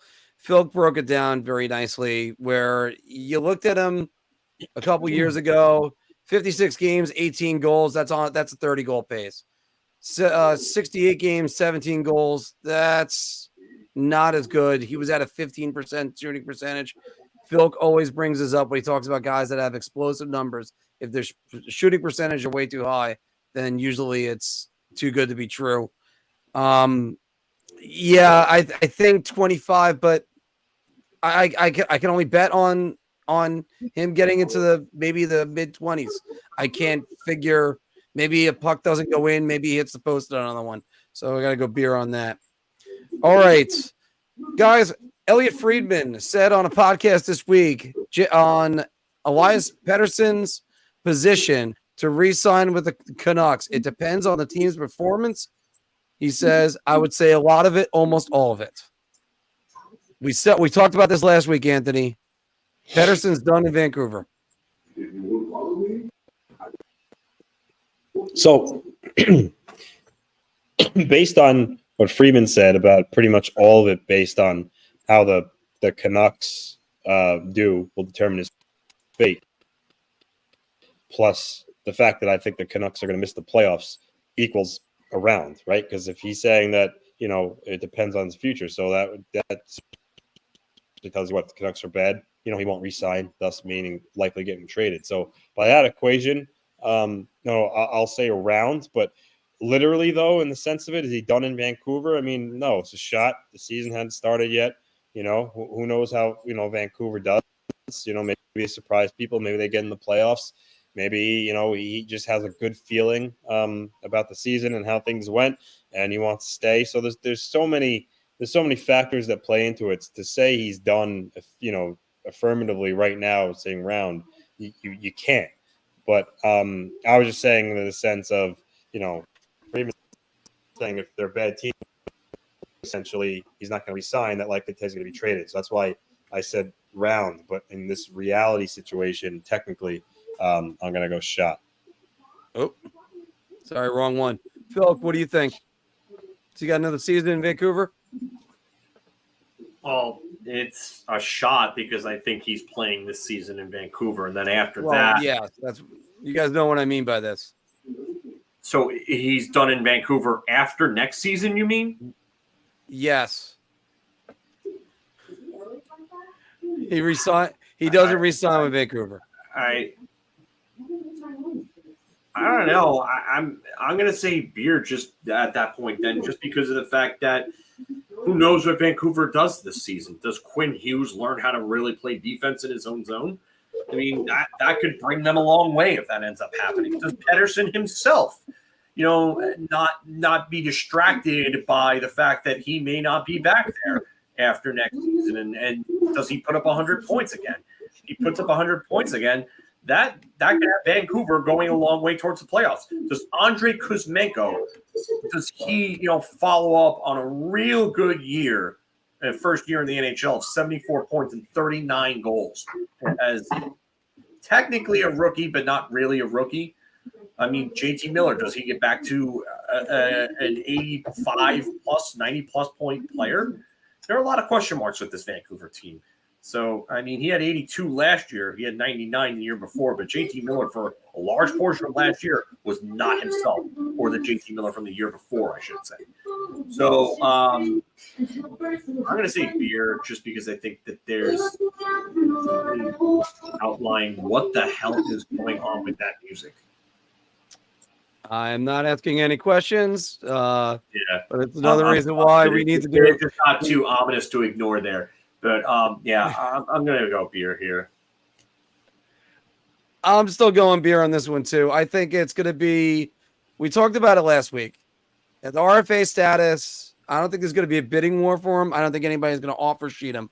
What I do think is that he could force a trade to get himself out of there. But I have a feeling Vancouver's going to be closer to the Buffalo Sabres of last year than they were the Vancouver team of the last year that they were on. I had them as the surprise team. I thought that they were the under the radar team. They were going to be great. I thought they were going to contend. And instead we got last year. And that was just a disaster. 83 points. They finished 12 points out of the playoffs. Maybe actually, if they learned how to hold on to leads in the third period, because I mean, they blew multi-goal leads like repeatedly. So that goes without saying. I'm gonna go with that. It's the beer, and I think he's staying there. I don't think it's gonna be that much of a problem.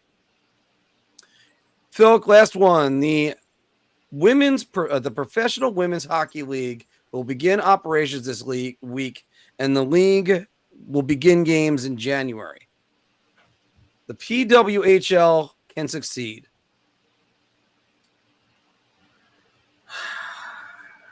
I want it to succeed. It would be nice to see it succeed. I question whether or not it can. Women's sports have always had a tough time getting a strong backing and a consistent following. Part of it is due to TV deals. Part of it is due to the fact that even most women would rather watch men's sports.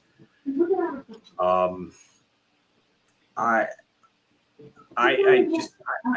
have a lot of trouble seeing it succeed. I really do, despite how badly I want it to actually succeed.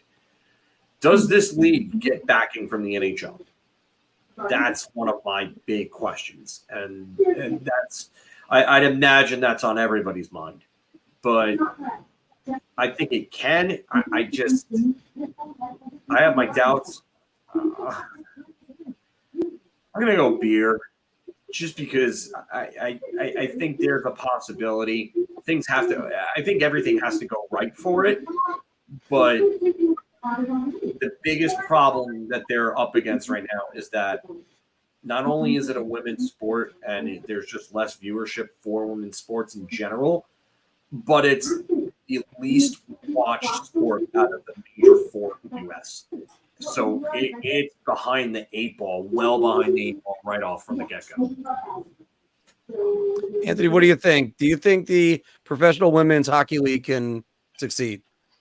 I mean, define success. Are you talking like, trying to be like the WNBA? Because that's not going to happen. I mean, I mean, as much as I want it to, I'm gonna say shot. I mean, I don't know. Phil said it. The NHL as it is not as popular as some of the other major sports. So now you're talking women's hockey on top of that. The market for it. I mean, I like that they put a team in Minnesota. They were smart to put a team where like people care about hockey. That was a good move. But I don't know. I don't know where they're going to get their backing and their following from. I hope I'm wrong because I would love it to see it. But I don't think it will. I'm going to go round on this one, guys. And I actually think one reason why they are going to succeed, why they're not going to fail or anything. I think as Anthony said, I think they're starting small and they're moving up the ladder. A 6-team league, 6 cities.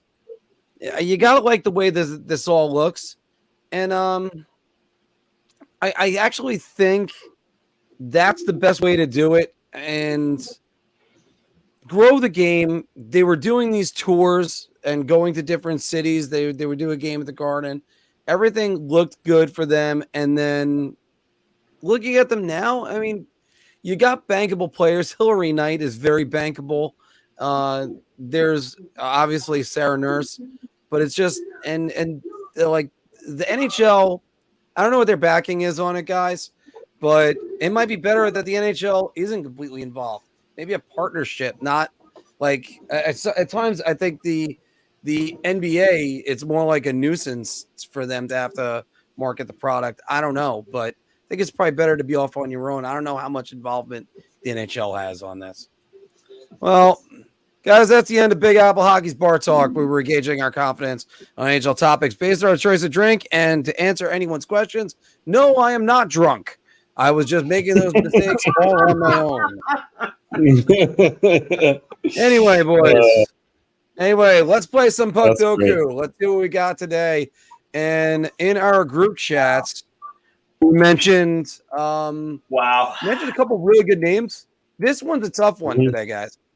Because the OHL, I had to think of guys that were in the OHL that played in there. So let's get that on the screen right there. So, all right.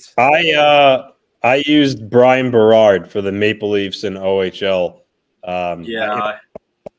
Basically, I just tried to think of like high draft picks from back in the day, kind of, and Carlo guys I knew played in the OHL is one that I used for mine, and I know that you didn't use this guy, and I know he fits the bill because he was Carlo Koliakovo's teammate in the OHL for the Erie Otters.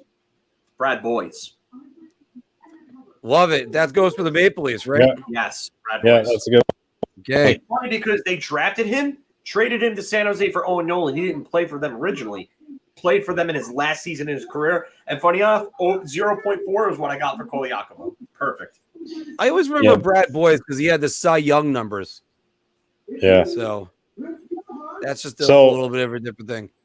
For the Flames in OHL, I used Jamie Allison. I explained in the group chat. I basically just knew he was a Flame and he was a Canadian guy, and I just totally took a guess and got rewarded 0.1. So he's out. But it's tough. It's a little tough.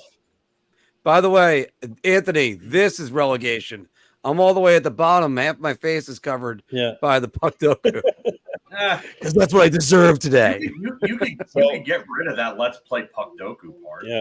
Yeah, we could. Flames and OHL. The guy that I used in my thing was Marc Savard. I used Corey Stone. All right.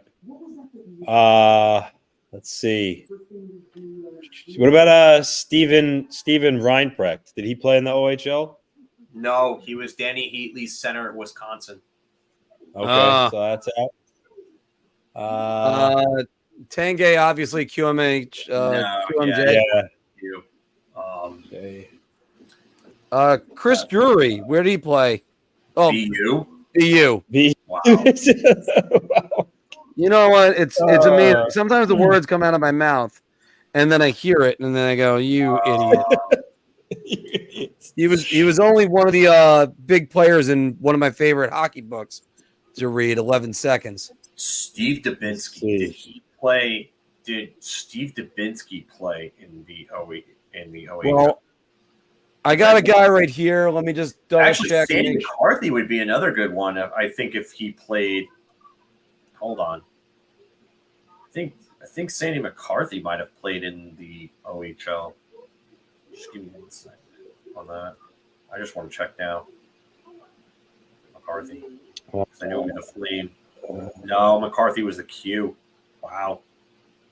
I got a good one for possibly Calgary and Edmonton. Steve Stais. Stay on task here, guy. I would use Steve Stais. That's a good one. No, Steve Dubinsky did not play. He played in the ECAC. He was a big scorer in college, too. Shit. All right, we'll go to Hockey Database on this one. Let's see. Robin Regier was a WHL player, I believe. Like I tried Ryan Callahan. Yeah, Regier was a Kamloops Blazer. Actually, that's a good question. Would he fall under that? What? 40 playoff points. Robin Regier? No, Ryan Callahan. Ryan Callahan, I think, might have gotten just short on that, honestly. He was not a big playoff performer. Are you still you jumping around? What are you? I'm jumping around a little bit. I'm sorry, because I'm still because Anthony, I don't know many guys. By the way, talk about just short, Phil, 39 points. I thought so. I would love to help us right here, but I'm trying to think of more NHL guys. OHL guys. Joe Newendike, a Western OHL guy? Hey, wait a minute. What about Manny Malhotra? Did he ever play for the Flames? I don't think he did. I know he's an OHL guy, but he's no, Malhotra never played for the Flames. He played for Guelph, just like Callahan.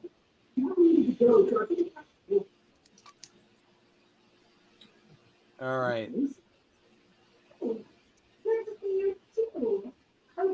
Yeah, because I used to talk all the time to the trainer from Guelph. Oh, no. Newendike was Cornell. That's right. Fuck, I forgot he was in college. He went to Cornell just like Ken Dryden did.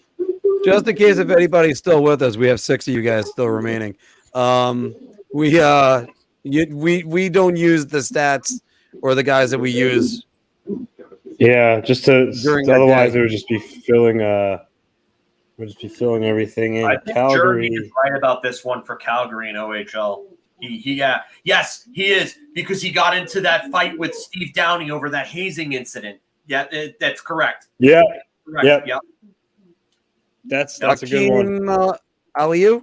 Yep. 0.4. There you go. That's a good one. 40 playoff points for his career. So I used Josh Bailey. That was easy for me because obviously I knew he got it with the Islanders and he played for Windsor. I used Drew Doughty. That was an easy one. Drew Doughty, that's a good one. OHL, big time. I could tell you Jason Spezza fits that, but that might be fairly obvious. Yeah. He's too high up.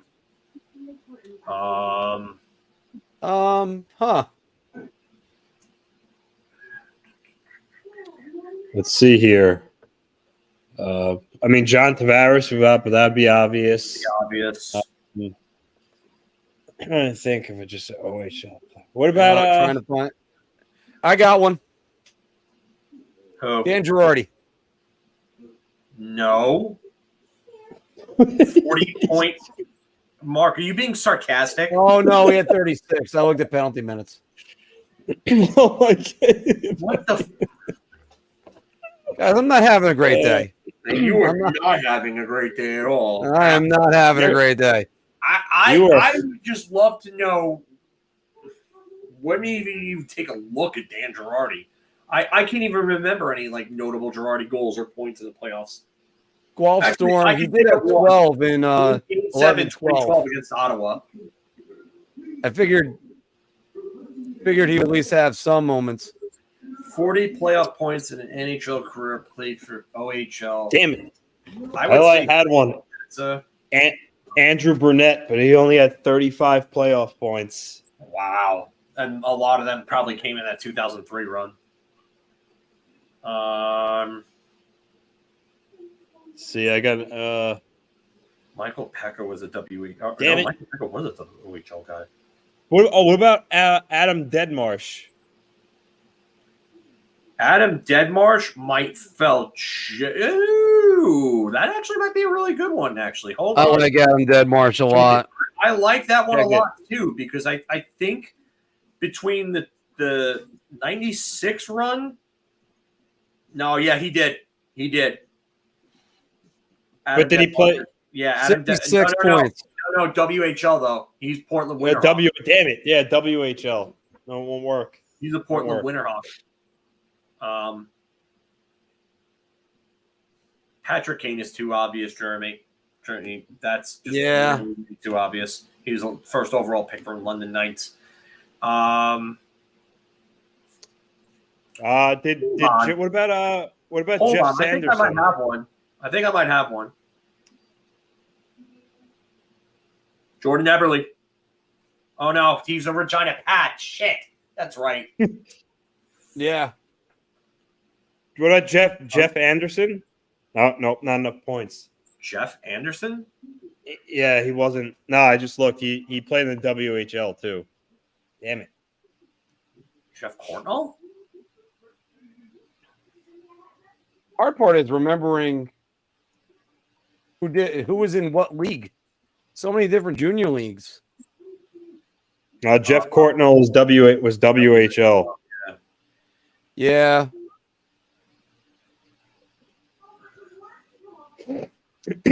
I have, as long as he played in the OHL, I think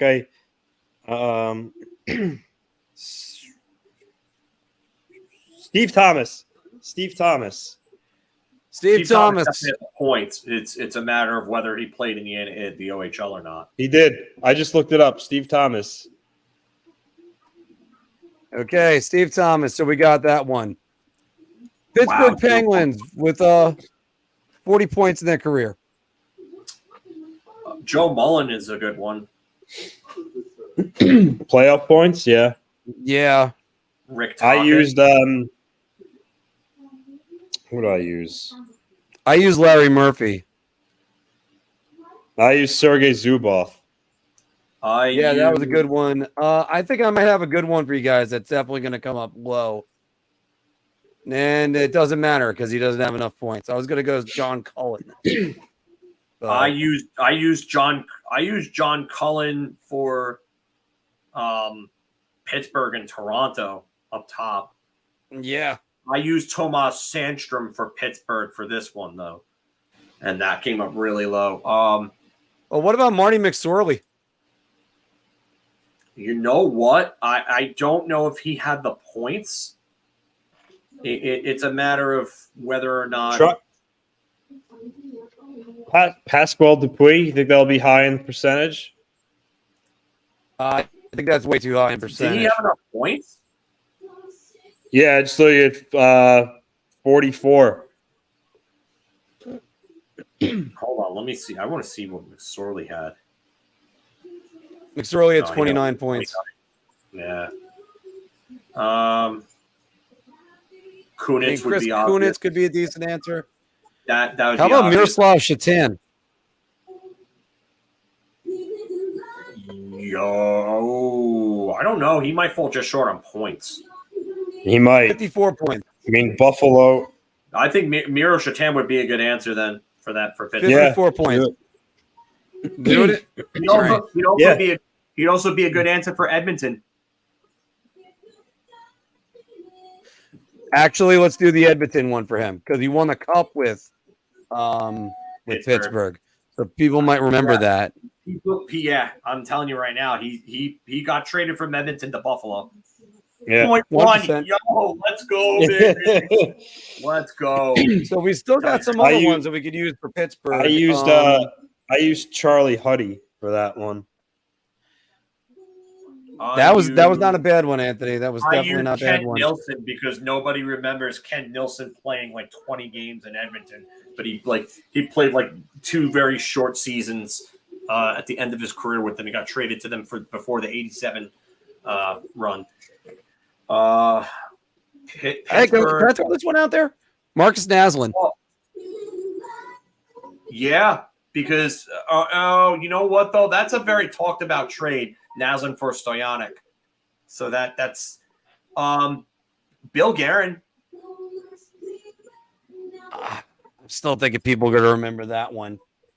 Dupuis. Dupuis. You could try Dupuis. I mean, I don't know how high it's going to be. I mean, I can't imagine it being higher than 1%, but maybe. I'll try to Dupuis. Hold on. I may have one, actually. I may have one. Sean McEachran. Sean McEachran. Sean Dupuis is McEachran. 1%, by the way, on the private browser. Sean McEachran? It was no, Sean McEachran didn't make it. Shit. 37 points. What was Dupuis? 1%. I would probably just go with Dupuis then. I don't know if you're going to do it. betting better. All right, we're doing it. Only 1%. Pascal Dupuis. Man, I'm a little bit shocked about that. That's it.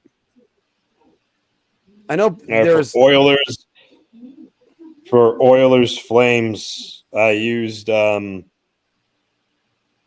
Johnson. You know what he used for Oilers Flames will be a low percentage guaranteed. Do Josh Green. Yeah, Josh Green. I would go with that. You mean famed New York Islander and New York Ranger Josh Green? Yeah. Incorrect. He was an Oiler, but he wasn't a Flame. Wow. I know he was an Oiler. He was not a Flame, though. Wow. I thought for sure he was a Flame. You could always go down to clear game and start over. Was that Endgame? Yeah. All right. I'll get all these names back up. Oh, Mark, I'm looking at how is that wrong? I'm looking at his hockey DB right now. He played for the Oilers and he played for the Flames in 2003, 2004. Because I put him in Toronto. Oh my God. Wow. Jesus Christ, Mark. You said Toronto. No, I said Oilers and Flames for sure.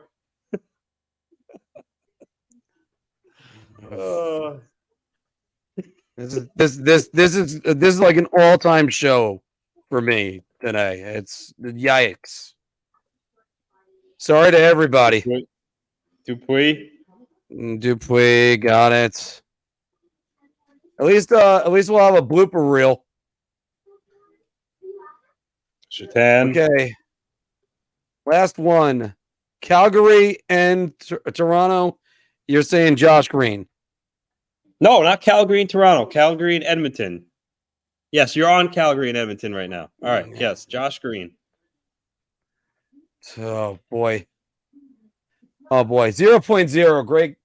That was a great guess the first time. All right. What next? So for Maple Leafs and Oilers, I used Chad Kilger. That's a good one. I mean, I immediately went Glenn Anderson, but yeah, let's see. Hold on. Let me see what I put. And we're on Maple Leafs Oilers. For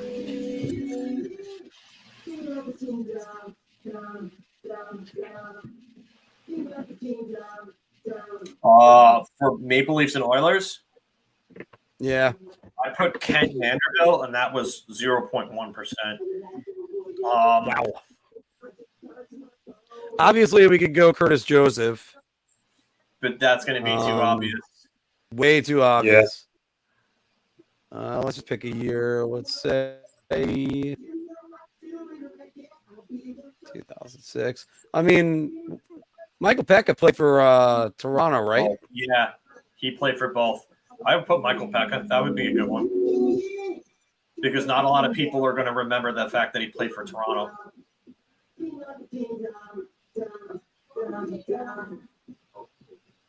It's not Steve Staples in this instance.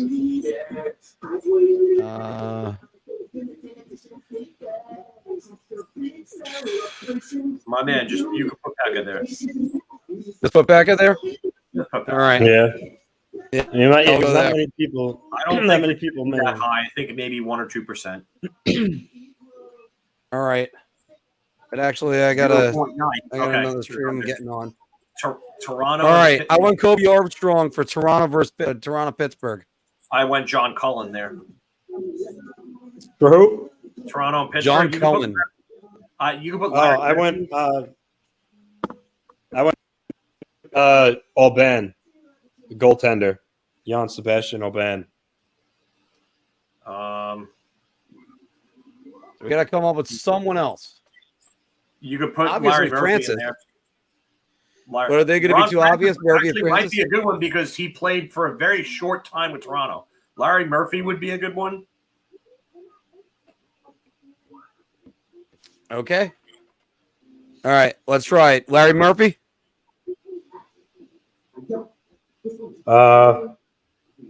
Yeah, Or why would it be not? Francis? I would say Larry Murphy, lesser name, hasn't played in a while. A lot of reasons. Anthony? Yeah, go Larry Murphy. Francis. Here we go. 2%. That's not bad.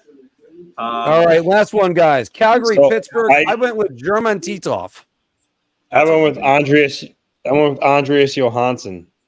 That was another real good one. I went there with Ken Reggett, actually.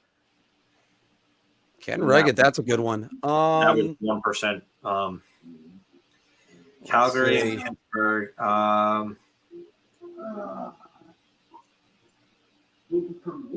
It's definitely somebody that we Not to be mistaken for Charlie Murphy.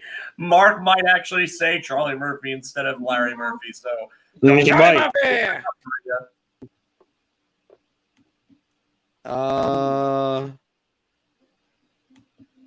Matt Bradley play for the Flames? Calgary and Pittsburgh. Calgary and Pittsburgh. Let's see. Gary Roberts. Wow, that's a good one. Gary Roberts. And I think that's going to get you maybe like 1%. What do you think, Anthony? Gary Roberts? Yeah, go ahead. Was to end it up 3% because it gave us the uniqueness of 6. Well, all right. Oh, Gary Roberts was 3? Yeah. Yeah, it's not Yeah, bad. because he had to be 3 right there. I'm going to go in, though. My food just Yeah. got here. W just turned on. So I will see you boys later. Yeah, I'll That's see you all guys right. later. on that We got too. to sign it off here, guys, because we're all leaving, going all different places. Everybody, thanks very much for joining. Well, joining Philk and Anthony and What watching me. podcast just are completely you going botch it. on right now? Rangers Ice Bro. Rangers Nice. Ice Brew right now. So Yeah. I get to not be impartial. I get to just hammer about the Rangers for a little bit. So, all right. Later, Anthony, guys. Guys, thank you very much. Thank you, everybody, for sticking with us. And we're going to have more previews next week.